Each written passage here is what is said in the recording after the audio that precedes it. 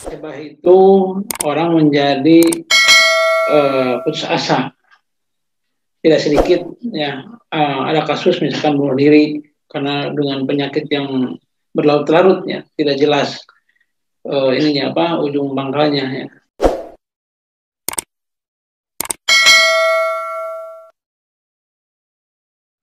Dengan modal sedikit-dikitnya dan keuntungan sebesar-besarnya. Itulah dalam bahasa kita ilmu kapitalisme ya, ideologi kapitalisme begitu, eksploitasi gitu ya. Ideologi kapitalisme itu eksploitasi, bagaimana modal sedikit-dikitnya, keuntungan yang sebesar-besarnya. Inilah. Assalamualaikum. Waalaikumsalam. Apakah benar Ustadz bahwa penyebab bencana ini adalah kapitalisme? Bismillahirrahmanirrahim. Assalamualaikum warahmatullahi wabarakatuh. Waalaikumsalam warahmatullahi wabarakatuh. Innal hamdalillah nahmaduhu wa nasta'inuhu wa nastaghfiruh wa na'udzu billahi min syururi anfusina wa min sayyiati a'malina may yahdihillahu fala mudhillalah wa may yudlilhu fala hadiyalah. Asyhadu an la ilaha illallah wa asyhadu anna Muhammadan abduhu wa rasuluh. Allahumma sholli ala sayyidina Muhammad wa ala alihi wa sahbihi wa man da'a bi da'watihi wa iltazama bi tariqatihi wa tarassama khutah wa ja'ala al-aqidatan al-islamiyatan asasan li fikratihi wal halal wal harama miqyasan li a'malihi wa masdaran li ahkami amma ba'd. Asyhadu an la ilaha illallah wa asyhadu anna Muhammadan abduhu wa rasuluh. Rabbi shrah li sadri wa yassir li amri wahlul 'uqdatam min lisani yafqahu qawli. Alhamdulillah, segala puji milik Allah Subhanahu wa taala yang mana pada malam hari ini seperti biasa kita dipertemukan kembali dalam sebuah acara pekanan, yakni kajian dakwah Kota Intan di Kota Garut, yang mudah-mudahan dengan adanya terlaksananya kajian pada malam hari ini mendapatkan ridho dari Allah Subhanahu wa taala. Tak lupa salawat dan salam tetap terlimpah curahkan kepada teladan kita, junjungan kita, yakni Habibana wa Nabiyana Muhammad sallallahu alaihi wasallam. Semoga juga kepada para keluarganya, kepada para sahabatnya, para tabi'in, tabi'in, dan mudah-mudahan sampailah kepada kita semua yang senantiasa istiqomah dalam memegang segala sunnah dan ajaran yang dibawanya oleh beliau. Dan mudah-mudahan kita semua mendapatkan syafaat darinya nanti di yaumil jaza wal hisab. Amin ya Allah ya rabbal alamin. Baik, pemirsa dakwah Kota Intan dimanapun kalian berada, mudah-mudahan dalam keadaan sehat, dan alhamdulillah walaupun cuaca pada hari ini cukup lumayan hujan di daerah Garut Timur, mudah-mudahan berkah juga dari datangnya Allah memberikan turunnya hujan pada malam hari ini. Sebelum saya menyampaikan atau mungkin langsung kepada pemateri yang akan dibahas pada malam hari ini, marilah kita sama-sama buka pada kajian hari ini dengan mengucapkan basmalah bersama-sama. Bismillahirrahmanirrahim. Baik, untuk selanjutnya mungkin karena waktu sudah lumayan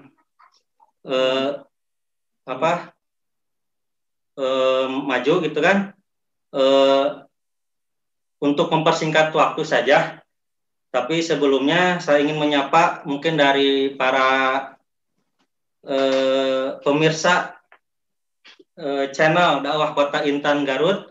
Mudah-mudahan semuanya dalam keadaan sehat dan semoga kita senantiasa dijaga dan dilindungi oleh Allah Subhanahu wa taala dari wabah yang sampai saat ini belum ada perubahan yang cukup baik gitu kan untuk kita semua. entah sampai kapan pandemi ini berakhir, dan semoga Allah senantiasa sesegera mungkin mencabut wabah ini di muka bumi. Amin, amin ya Allah ya Rabbal Alamin. Baik, untuk mempersingkat waktu saja, di samping kiri saya sudah hadir pemateri yang akan memaparkan pada kesempatan malam hari ini, yakni Ustadz Maman. Beliau adalah salah satu pengurus Majelis Taklim juga, Majelis Taklim Al-Ukhwah. Yeah. Beliau sudah hadir di tengah-tengah kita, dan mudah-mudahan apa yang akan beliau sampaikan pada malam hari ini mendapatkan ilmu yang begitu bermanfaat bagi kita semua. Baik Ustaz, sebelum kita memulai acara, bagaimana kabarnya Ustaz? Alhamdulillah. Alhamdulillah, mudah-mudahan walaupun kita tidak menggunakan protokol kesehatan, harusnya kan kita jaraknya 1 meter itu kan Ustaz? Ada lah, semoga. Ada ya. Mudah-mudahan lah kita disehatkan semua, dan insya Allah sudah mempersiapkan dari rumah masing-masing menjaga protokol kesehatan. Baik, untuk itu saya persilahkan kepada Al Ustadz untuk memberikan penjelasan atau pemaparan materi pada malam hari ini. Tafadhol Maskur Ustadz. Bismillahirrahmanirrahim. Assalamualaikum warahmatullahi wabarakatuh. Waalaikumsalam warahmatullahi wabarakatuh. Alhamdulillah alamin, wassalatu wassalamu ala asyrofil mursalin wa ala alihi wa sahbihi ajmain. Amma ba'd. Alhamdulillah, syukurillah. Bentrok ya. Jadi tadi disampaikan oleh moderator Kang Ade tentang musibah yang sering berganti ya. Satu musibah belum beres, ada musibah lagi. Terus ini di awal tahun.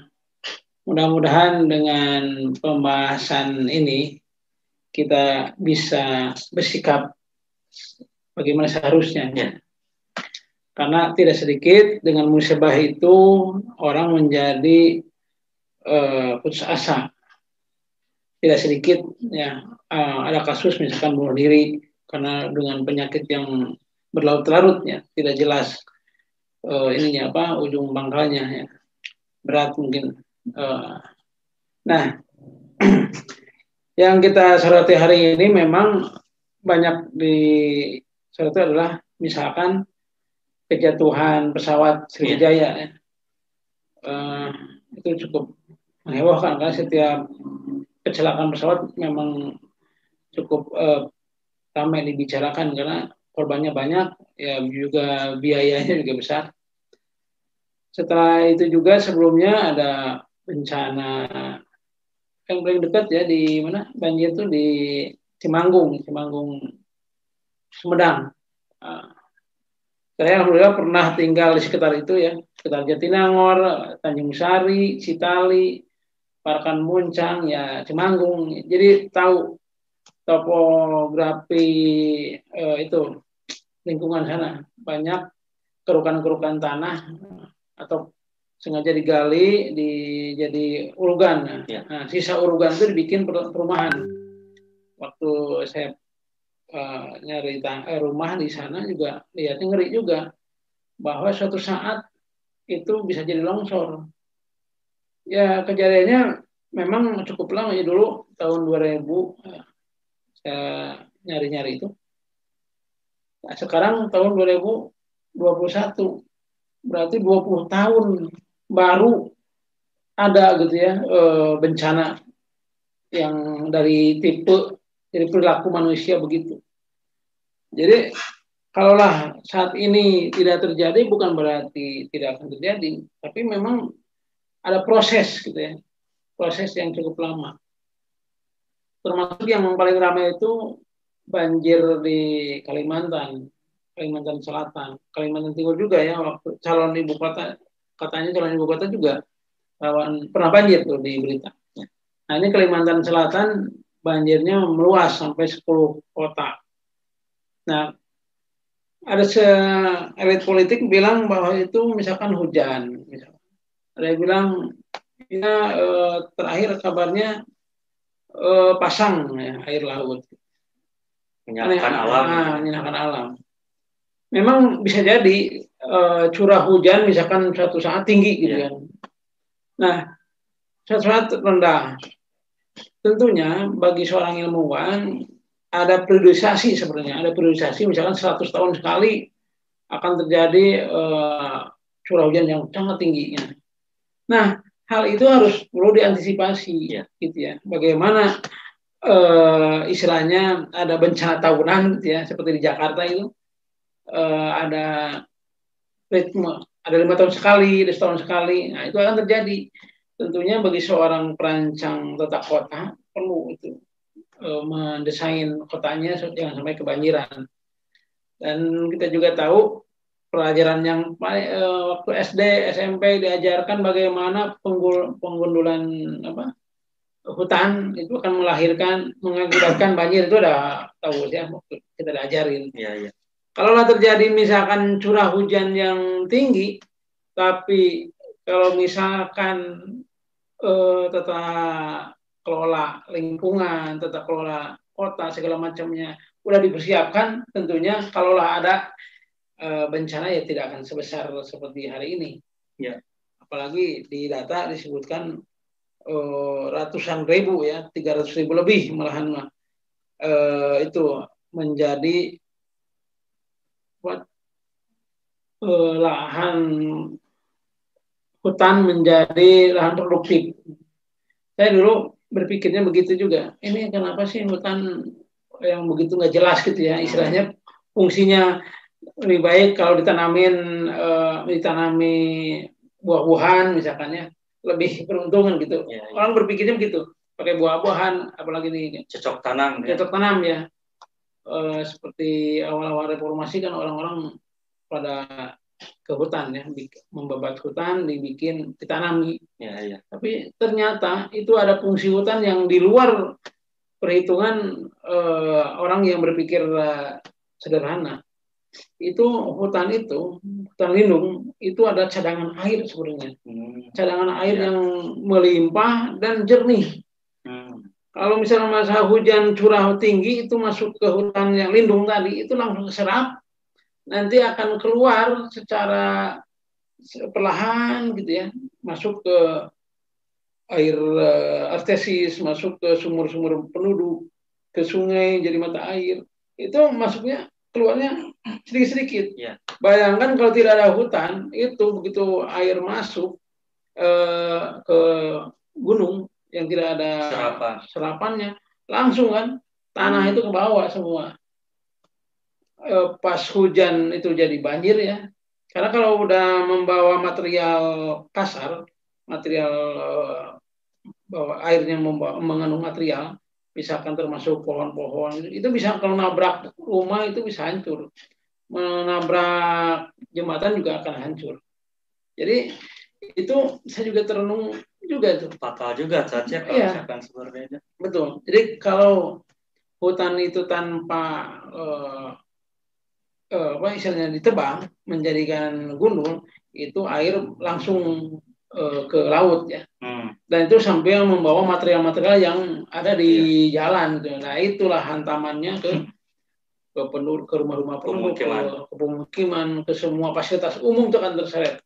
Termasuk ada data ya, yang selain yang meninggal juga rumah yang hanyut, juga jembatan yang putus. Yeah. Nah, itu ya diketahui bersama lah ya, yang gitu. Nggak usah punya pendidikan tinggi-tinggi sebenarnya, itu sederhana. Oleh masyarakat pedalaman juga udah dipahami akibat dari penggundulan atau istilahnya pengalihan fungsi hutan menjadi lahan produksi. Yeah. Seakan-akan lebih produktif, tapi akibatnya juga besar ya, bencana.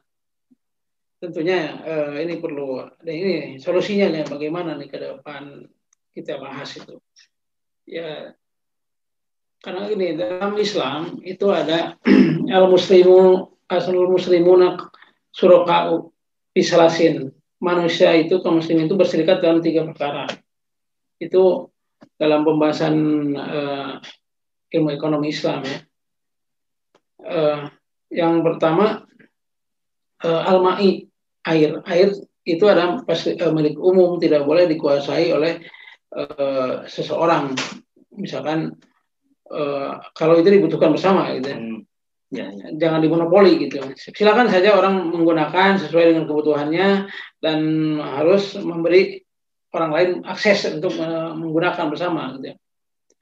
Terus kedua, al-kalai. Al-kalai itu padang rumput. Termasuk juga itu hutan. Itu hutan, padang rumput itu bisa dinikmati oleh masyarakat umum, tidak boleh diklaim oleh perorangan gitu ya. Hutan jadi milik sendiri. Kalau milik sendiri itu bahaya, mau diapain juga kan milik dia. Nah, itu yang terakhir anar, energi atau api, energi itu juga tidak boleh dimiliki oleh perorangan atau oleh perusahaan tertentu ya. Nah, terus hutan ini milik bersama, untuk kepentingan bersama, berarti tidak boleh dijadikan milik pribadi gitu ya. Kalau ini dikonsesi oleh perusahaan, ditebang, terus dibikin apa tadi perkebunan kelapa sawit. Nah, ini solusi dalam Islam itu tidak boleh mengalihfungsikan gitu ya tadi hutan, apalagi hutan konservasi gitu ya, hutan untuk menyerap mata air ya, untuk air cadangan air gitu. Nah itu apa ya, sekarang ini kita rasakan bersama bagaimana Kalimantan yang tadinya hijau gitu ya, paru-paru dunia, sekarang faktanya Kalimantan yang kerontang ya. Kalau lihat di foto dari atas itu, dari map gitu ya. Iya. Oh iya, pernah lihat saya. Bagaimana yang penuh hutan yang begitu lebat dan kontras dengan kondisi hutan yang kering ya, tidak ada pohonnya sama sekali. Apalagi kalau dibakar lebih tragis lagi. Kan memang kalau musim kemarau dibakar itu ya istilah pembabatan hutan yang paling efektifnya kan cuma berapa jeliken apa itu bensin, solar atau untuk minyak ya, untuk membakarnya bisa berhektar-hektar. Kalau pakai traktor, wah berapa biayanya kan, lamanya. Tapi dengan api dibakar ya itulah. Jadi orang berpikirnya dengan modal sedikit-dikitnya dan keuntungan sebesar-besarnya. Itulah dalam bahasa kita ilmu kapitalisme ya, ideologi kapitalisme begitu, eksploitasi gitu ya. Ideologi kapitalisme itu eksploitasi, bagaimana modal sedikit-dikitnya keuntungan yang sebesar-besarnya. Inilah yang kita dalam ekonomi ini dikelola secara tadi ideologi kapitalis mengakibatkan begitulah. Jadi ada semacam tulisan yang cukup menarik ya. Makan di mana, tidur di Amerika misalkan, makan di Rusia, jalan-jalan di Cina, korupsi di Indonesia. Jadi memang mungkin ada faktanya yang begitu gitu ya. Dalam satu hari pindah-pindah lokasi, yang paling tragis Indonesia tempat korupsi, tempat menguras kekayaan. Ya. Baik, Ustadz, cukup menarik pemirsa dakwah Kota Intan channel dimanapun kalian berada. Pembahasan pada malam hari ini cukup menarik dan memang cukup sempat menyita perhatian bangsa Indonesia setelah terjadinya musibah jatuhnya pesawat Sriwijaya Air yang mungkin beberapa pekan ke belakang. Semoga para korban juga mendapatkan tempat yang terbaik di sisi Allah Subhanahu wa Ta'ala. Baik Ustaz, tadi sempat disinggung mengenai kepemilikan umum. Ada lahan, air, kemudian anar gitu kan. Nah, bagaimana ketika misalkan pemanfaatan salah satu itu tidak bisa dikelola oleh swasta atau personal. Nah, bagaimana cara pencegahan hal itu terjadi? Apakah pada sekarang ini terbukti pencegahan sumber daya yang memang seharusnya dikelola atau diberikan atau mungkin milik umum itu tidak bisa diberikan begitu saja. Apakah dalam sistem seperti ini terwujud atau mungkin apa memang? Iya. Jadi ada kekayaan yang milik umum, ya, kepemilikan umum, milkiah amah. Milkiah amah itu jadi milik umum, bukan milik negara. Beda, klaim negara ini milik umum, berarti negara sebagai wakil dari masyarakat, wakil warga mengelola tadi. Oh iya, iya. Nah, mengelola sistemnya, hasilnya sebesar-besarnya bagi rakyat, bukan dikasihkan konsesi misalkan ke perusahaan-perusahaan asing atau lokal. Tapi kalau negara misalkan kurang personil atau perlu ada alat-alat berat, misalkan alat-alat canggih, ya bisa mengontrak saja perusahaan asing atau perusahaan nasional dikontrak untuk menggarap, tapi sebagai buruh saja, diupah gitu kan. Jadi tidak di hak milik. Bukan hak milik atau bagi hasil, misalkan atau misalkan apa di kita ada konsesi gitu ya. Nah, dalam Islam itu harusnya negara mengupah pihak kedua, iya. Untuk mengelola tadi, karena mungkin tadi si pihak tersebut punya kelebihan dari teknologi, pengalaman dan lain-lain gitu. Nah, nanti diupah gitu ya. Seperti tukang lah gitu ya. Ya. Seperti tukang apa? Ngebor, misalkan kita butuh air. Nah, ya udah cari yang ngebornya gitu kan. Udah beres ngebor ya udah pulang gitu ya. Kalau di Indonesia kan bukan. Sistemnya pemerintah dapat pajak, misalkan dapat semacam tadi berapa persentase gitu ya ke negara. Jadi kecil banget gitu. Jadi wajar kalau saat ini negara kesulitan pendanaan, akhirnya ngutang lagi.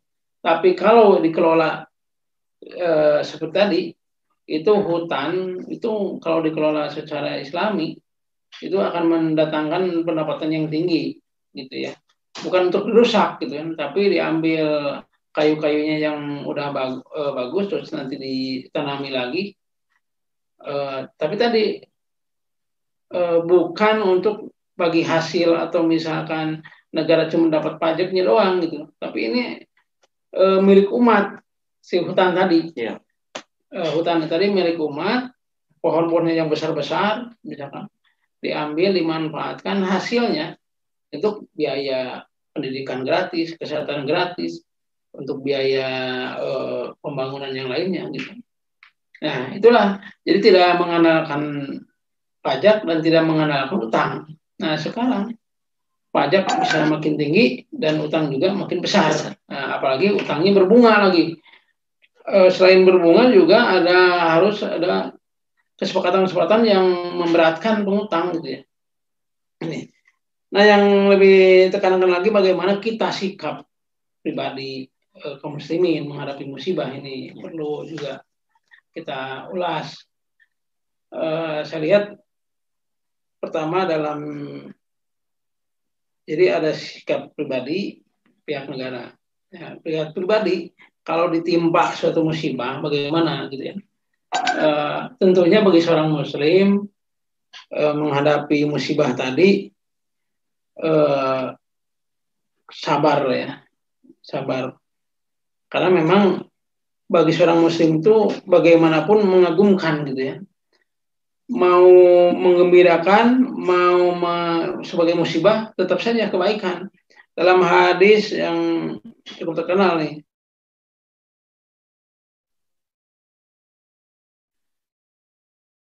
di urusan kaum muslimin itu inna amrohu kullahu, sesungguhnya urusan kaum muslimin itu kullahu semuanya khairun, baik.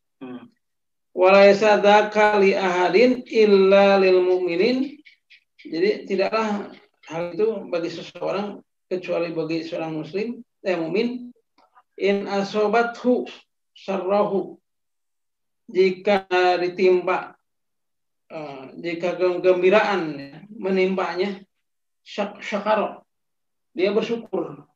Jadi kalau ada kegembiraan, kebaikan, bersyukur kaum muslimin itu. Fakana khairan lahu. Nah, itu bagi dia. Wa in asobathu darra'u. Jika menimpanya darrar, kebahayaan, kemusibahan, sobaro, dia sobar. Fakana lahu khairan lahu. Dan itu pun baik bagi dia. Jadi seorang muslim itu kalau ditimba kebaikan bersyukur, ditimba keburukan bersabar. Nah itu harus ditekankan gitu. Tadi ya sampai ada yang bunuh diri, mungkin karena tadi. Kalau hadis yang lain menyebutkan misalkan satu musibah satu hari itu bisa menghapus dosa 1 tahun. Kan lebih itu motivasi gitu ya. Motivasi bagi seorang muslim untuk tawakal, untuk menerima apa yang menimpanya. Pada di hadis Bukhari nomor 5209 disebutkan, ma min musibatin tusibul muslima, apa yang menimpa dari musibah yang menimpa seorang muslim, illa kaffarallahu, kecuali jadi gini, tidaklah musibah itu menimpa seorang muslim kecuali kafarallahu, Allah menembus dosa atau menghapuskan dosa. Jadi kafarat. Jadi kafarat ya. Biha dengan musibah tadi. Ya. Anhu dari orang tersebut. Hatta sukati yusakuha. Sekalipun duri yang menusuk dia. Jadi kalau seperti tadi pagi siang saya akan musibah misalkan jatuh dari motor atau ada sobekan yang dari obeng itu tidak jadi kecewa tuh atau marah tuh, ya udah terima aja. Nah itulah mudah-mudahan jadi kafarat bagi seorang muslim. Termasuk tadi bencana yang sampai meninggal seseorang, misalkan karena banyak banjir meninggal gitu ya, tenggelam. Terus ada yang kena reruntuhan. Nah itu juga kalau dalam hadis itu disebutkan sebagai mati syahid. Jadi kalau ada yang kena musibah sampai meninggal, ya kita juga jangan dibilang itu sebuah kutukan ya. Tentu itu bisa jadi bagi dia adalah, apalagi dalam keadaan mukmin muslim ya, kita doakan bahwa mereka akan mendapatkan tempat yang terbaik. Ya, tempat yang terbaik atau ya itu syahid. Iya. Kalau yakin dengan hadisnya itu syahid. Jadi bagi seorang muslim itu tidak ada kejelekan gitu kan. Karena sabar juga berpahala, bersyukur juga berpahala. Nah, jadi dalam hadis Muslim ternyata yang menyatakan aswada'u khamsatul mat'una wal mabtuna wal ghariqu wa sahibul hadmi wasyahidu fisabilillah azza wa jalla. Jadi orang yang mati karena taun ya sekarang nih, karena taun ya, seperti taun corona itu. Corona itu wabah yang kalau dulu taun ya mungkin sekarang hampir sama dengan corona, itu menular dan juga mematikan juga banyak, menyebar luas gitu ya. Berapa juta yang meninggal di Indonesia aja udah 27.000 yang meninggal. Nah, kalau kita kena corona tapi kita udah berusaha menghindar gitu ya, menghindari dari penularan, udah 3M apa tuh 3M itu? Memakai masker, mencuci, menjaga jarak misalkan.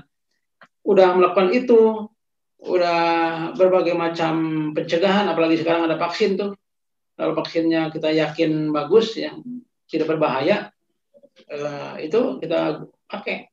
Ternyata kena juga tetap. Nah, itulah mudah-mudahan itu jadi mati syahid kalau kita udah berupaya. Tapi kalau kita terjun sengaja ke tempat yang ada wabah tanpa melakukan ikhtiar, nah itu bisa jadi bunuh diri, itu bahaya tuh, jadi dosa malahan.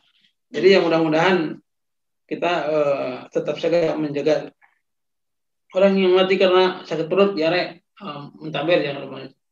Terus juga orang yang mati tenggelam, orang yang tertimpa reruntuhan dan meninggal jalan Allah, itu juga mati syahid. Mati syahid. Nah, kalau mati dalam perang itu mati syahid dunia akhirat ya. Kalau yang tadi mati syahid akhirat, dunia ya tetap aja biasa diurus gitu ya. Jadi seorang muslim dalam menghadapi berbagai macam persoalan, ya tadi, baik kebaikan, kegembiraan jadi syukur, keburukan bersabar. Cuman bukan hanya sabar saja tentunya, harus cari solusi-solusi. Bagaimana supaya musibah demi musibah itu jangan sampai berlalu begitu saja. Berlalu saja, tidak jadi introspeksi. Ya. Introspeksi bagi pribadi, juga introspeksi bagi para pemilik kebijakan. Nah, gitu ya. Jadi jangan dilihatnya uangnya saja, proyeknya saja, tapi lihat dampak, baik dampak dekat, menengah, dampak masa yang datang. Tapi tadi seperti kasus di Cimanggung, itu kan udah puluhan tahun ya diprihatin melihat kondisi itu. Ya sepertinya kalau kita pernah nonton film tentang penggalian itu ekspor batu bara, itu udah ada tanda-tanda, udah dikasih tahu sebenarnya. Yang saya tahu itu di Kalimantan itu banyak galian-galian bekas batu bara. Itu sampai berpuluh-puluh meter dalamnya itu. Kalau pas hujan itu kan penuh, seperti genangan-genangan danau. Itu banyak korban itu, anak-anak kan kalau lihat kubangan tuh senang renang. Nah, renang di sana itu bahaya karena dalam.